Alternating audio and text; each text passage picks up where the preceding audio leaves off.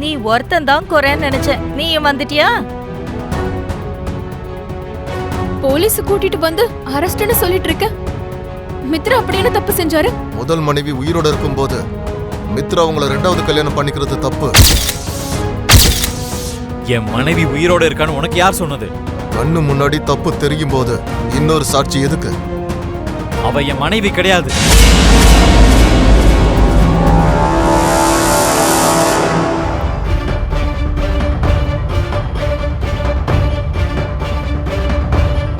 ஏன் மனைவி என்னைக்கோ செத்துட்டா.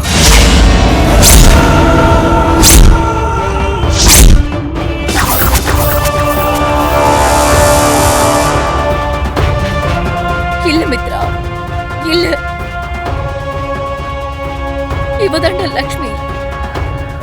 உன் கண்ணு முன்னாடி தானடா இருக்கா. அவ உயிரோட தானே இருக்கா. உயிரோட இருந்தாலும் என்ன பொறுத்த வரைக்கும் அவ செத்து போயிட்டா மாம். அவரை வேண்டான்னு நினைக்கிறவ டிவோர்ஸ் வாங்கிட்டு போயிட்டாளான்னு பார்த்தா அதுவும் கிடையாது. கோர்ட்ல தலை சுத்துற மாதிரி கீழே விழுந்துட்டு பிரெக்னன்ட்னு நாடகம் ஆடி திரும்பவும் இந்த வீட்டுக்குள்ள வந்தா.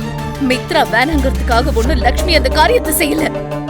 மித்ரா வேணும்னு நினைச்சதுனாலதான் லக்ஷ்மி திரும்பவும் வீட்டுக்கு வந்தா.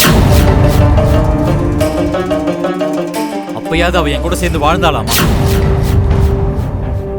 இன்னொருத்தரை கல்யாணம் பண்ணிக்க தயாராயிட்டா. இவளை நான் எப்படி புரிஞ்சுக்கிறது? அண்ணே, அப்பயாவது நீ அண்ணிய புரிஞ்சுப்பேன்னு பெரியப்பா தான் அப்படி நாடகம் ஆடினாரு.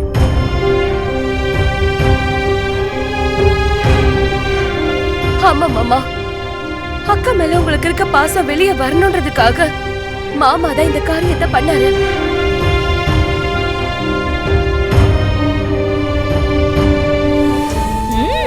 நல்லாவே அவளுக்கு சப்போர்ட் பண்றீங்க.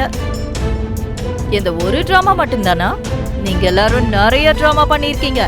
அதுக்கும் காரணத்தை சொல்லுங்க.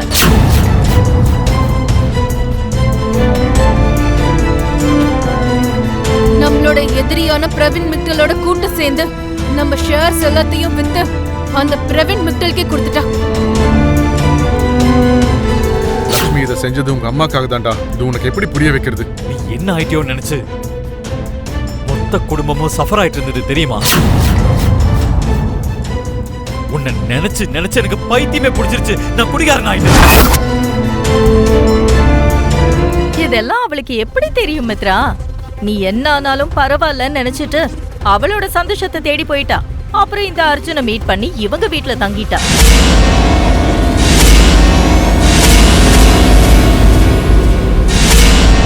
பாவம் அந்த பெரியவர் ஜிஎம்ஆர் சாரியை ஏமாத்தி சம்யுக்தா மாதிரி நாடகம் போட்டிருக்கா. இந்த அர்ஜுன் அவனுக்கு பிசினஸ்ல எதிரின்னு தெரிஞ்சோம் டெண்டர் அவனுக்கு கிடைக்கிற மாதிரி பண்ணிருக்கா.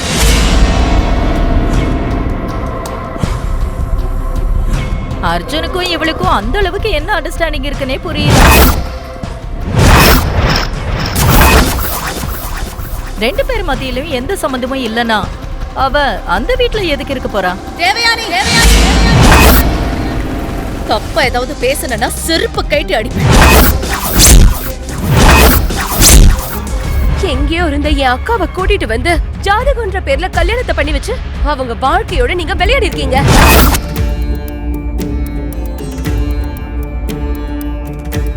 அவங்க வாழ்க்கையவே நீங்க நரகமாக்கி இருக்கீங்க.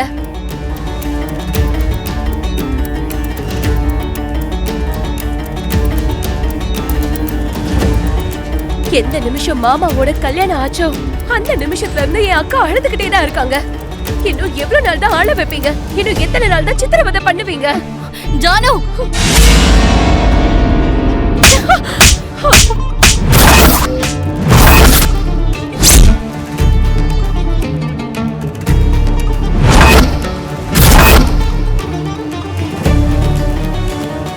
உனக்கு எதுக்கு இதெல்லாம்? ஒழுங்கா பின்னாடி போ. பேச வேண்டிய நீயும் பேச மாட்ட. எங்களையும் நீ பேச விட மாட்டேங்கிற. என்ன நடந்ததுன்னு மித்ராக்கு தெரியணும்ல.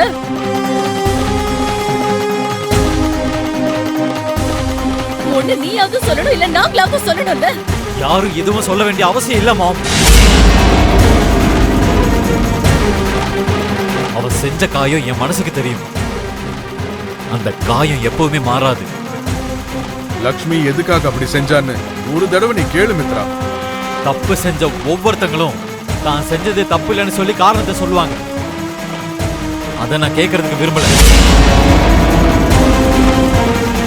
நான் ஒரு புது வாழ்க்கையை ஆரம்பிக்க போறேன். நீ இப்பவே வீட்டை விட்டு போயிடு.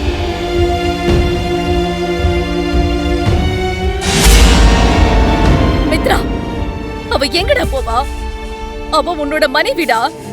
அவ பூங் கூட தாண்டா இருப்பா. இவ என் மனைவி இல்லைன்னு நான் சொல்லிட்டு இருக்கேன்ல. நீ இல்லன்னு சொல்லிட்டா லக்ஷ்மி உன்னோட மனைவியோ இல்ல இந்த வீட்டுக்கு மருமகளோ இல்லன்னு ஆயிடுவாளா? இவ்ளோ ஈஸியா லக்ஷ்மி எப்படி உன்னால மறக்க முடியுது? மித்ரா, நீ ஆமான்னு சொன்னாலும் இல்லன்னு சொன்னாலும் லக்ஷ்மி உன் மனைவி மித்ரா. இவ என் மருமக. இவ என் வீட்டுல தான் இருப்பா. ஓஹோ, அப்படின்னா உங்களுக்கு உங்க மருமக தான் வேணும், உங்க பையன் தேவையில்லைல்ல? டேய், நீ லக்ஷ்மிய வேண்டான்னு சொல்லிட்டு இருக்க. ஆனா நாங்க உன்னை வேண்டான்னு சொல்லலடா. ஓகே, நான் வேண்டான்னு நினைச்ச லக்ஷ்மி என் வீட்டுக்குள்ள எப்படி இருக்கான்னு நானும் பார்க்கிறேன். ஒரு காலத்துல அவ என்கிட்ட கேட்ட டிவோர்ஸ இப்ப நான் அவகிட்ட கேட்க போறேன். சட்ட விதிப்படி 2 பேரும் பிரிஞ்சு அதுக்கப்புறம் நான் மனிஷாவோட கழுத்துல தாலி கட்டுறேன். அது வரைக்கும் லக்ஷ்மி நம்ம வீட்டுல தான் இருப்பா. அவ வீட்டுல மட்டும்தான் இருப்பா, என் மனசுல இருக்க மாட்டா. நம்மளுடைய கையில உண்மையான பிரம்மாஸ்திரம் இருக்குல்ல? என்ன இருக்கு? அந்த ஜுன்னும்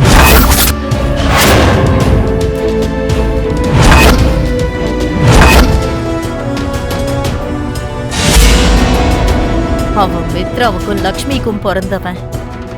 ஆனா மித்ரா லக்ஷ்மிய மனைவியாவும் ஜுன்னவ தம் பையனாவும் மித்ரா ஏத்துக்கவே இல்லை.